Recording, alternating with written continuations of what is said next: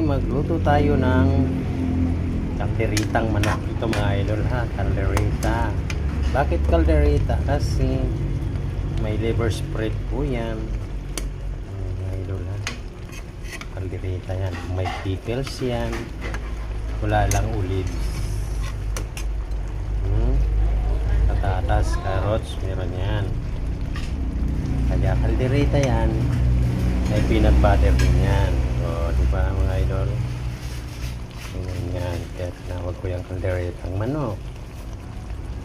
Diba?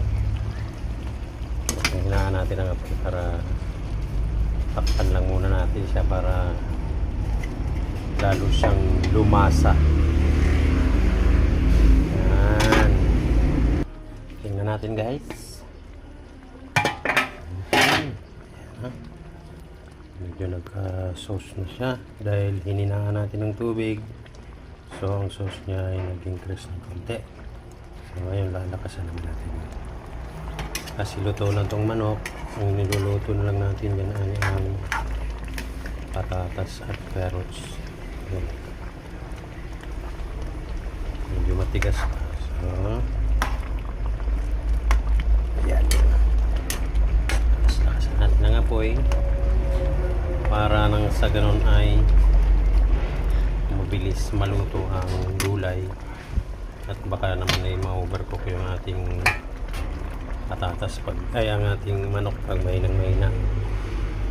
So ayan, hayaan lang natin siya dyan na maluto.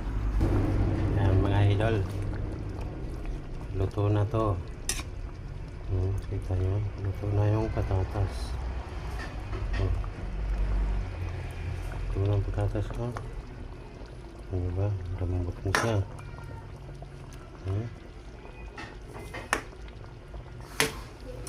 Masarap nito mga idol kasi mayroon pa siyang slice na mga atay.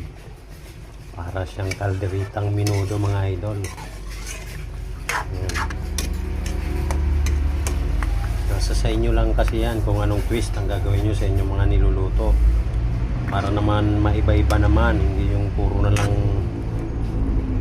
yung hinagis na natin, yun na lang gawa nyo ng twist para maiba ng lasa at makatuklas din tayo ng magagandang mga lasa ng luto.